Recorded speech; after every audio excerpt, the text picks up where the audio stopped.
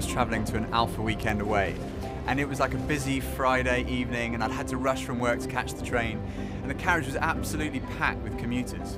And it was London, so obviously everyone was avoiding eye contact. And as the train pulled away, you could hear just one person's voice. It was this woman who was talking on her phone, and everyone was pretending not to listen, but you could tell that they really were. And she was talking to her boyfriend, and the conversation wasn't going very well. In fact, it soon became really clear that she was about to break up with him. And her voice was getting louder and louder, and finally she said something that I have never forgotten. She said, "If you've been living in London for 7 years, and the only person you know is me, that is not my problem." And then she hung up. It was one of the saddest things I've ever heard. Even in a big city with so many people around, you could still be lonely. What makes me feel lonely? Silence. Probably being in a crowd of people that I don't know. I wouldn't say anything really makes me feel lonely, actually. I think I'm in a good space. I feel like I'm lonely all the time, like all the time. I think to feel lonely, you're either longing for something in yourself or longing for something in another. You could be in a room full of people but still feel lonely, feel like nobody really cares about you. At the deepest part of ourselves, we're all lonely. Some of us are better at distracting ourselves than others. The answer to loneliness is prayer. God is the answer to loneliness, I think. The answer to loneliness? I don't know, man. The answer to loneliness.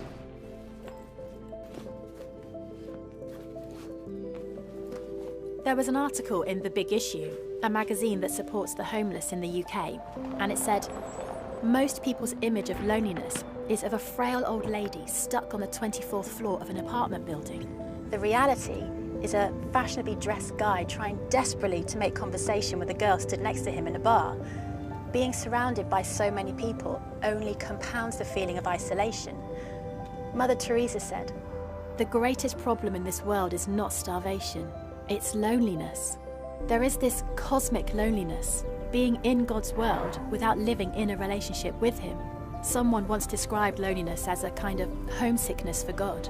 But the amazing thing is, when we're in a relationship with the Holy Spirit, with Jesus, we're never alone.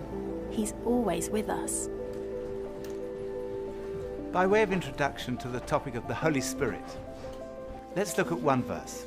In John 15:26, Jesus says, "When the Counselor comes, whom I will send to you from the Father, the Spirit of truth, who goes out from the Father, he will testify about me." Jesus says he will testify about me. The Holy Spirit is not a something, he's a someone. He's not a force, he's a person with all the characteristics of personhood.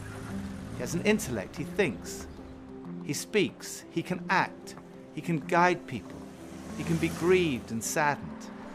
He knows, he desires, he has a will, he chooses. And most important of all, he loves. He loves you. So, the Holy Spirit is a person. But what does he do? Jesus describes him as the Counselor. The Greek word that Jesus uses is parakletos. That literally means the one called alongside. It's sometimes translated the advocate, the one who comes alongside you in a court. Sometimes the encourager, the one who comes alongside you to encourage. Sometimes the comforter, sometimes the helper. But literally, as I say, it means the one called alongside. So it was the word used, for example, when a little ship got in trouble on the Mediterranean Sea, they would send a big ship to draw alongside it, to lead it to the safety of the harbor. That big ship was called the Parakletos. One of the people who explained this to me most clearly was Father Raniero Cantalamessa. He's the preacher to the papal household. He's been the personal preacher to the last 3 popes. I used to be professor, And the doctrines about Jesus were my field of specialization. So I read and wrote a lot about Jesus. But when the Holy Spirit came in a new way in my life, it was in America, in the United States, in New Jersey, then I discovered a new Jesus. It's a Jesus who is alive. It's a person. It's not a personality. It's a person. A person is somebody with whom you can speak, to whom you can speak. And Jesus said, if anyone has thirst, let him come to me. So what we need is thirst of the Holy Spirit, not fear of the Holy Spirit. Don't be afraid. It's an act of faith. The Holy Spirit is called Paraclete, which means comforter and advocate. Should we be afraid of our comforter? I read this story about a 24-year-old guy called Alan Anderson who was in a light aircraft. And there were only two people in the plane, this guy Alan Anderson and the pilot. And as they were flying, the pilot suddenly dropped dead from a heart attack. So here was this guy, no flying experience, on his own in this plane. Well, he managed to get out a Mayday emergency call, and a guy called Robert Legg, who was a flying instructor, responded to the Mayday call and caught up with him 2,000 feet above Penarth, near Cardiff in Wales.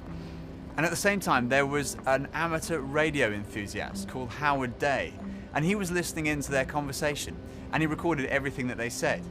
The first thing that Anderson said when he saw the instructor coming alongside was, "I can see you." To which Legg, the instructor, said, "Okay, just listen to my instructions.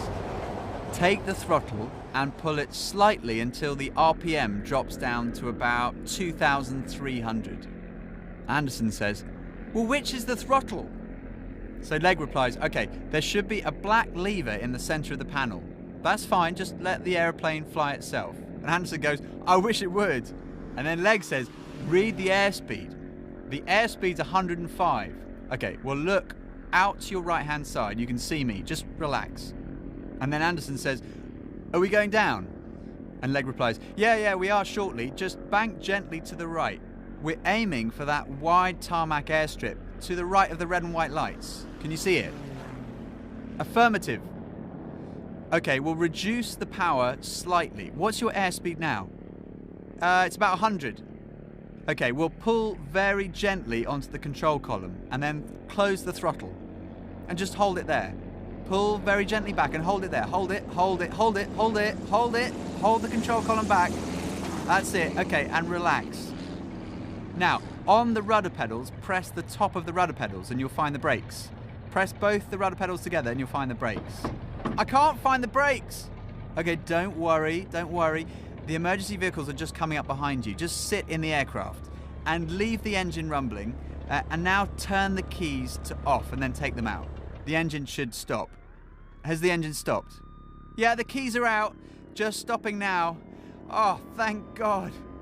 "You're welcome. It's all in a day's work." There might be things going on in your life where you'd love someone to come and help. The Holy Spirit is the one who draws alongside us to be the encourager, the comforter, the counselor. Jesus says about the Holy Spirit, "He will testify about me." The role of the Holy Spirit is not to point to himself, but to point to Jesus. His role is to draw alongside you and draw you into a relationship with Jesus. So this weekend, I hope you'll have a great time eating together, relaxing, unwinding, going for walks, having fun. But most of all, what I hope is that you will experience the Holy Spirit drawing alongside you and pointing you to Jesus.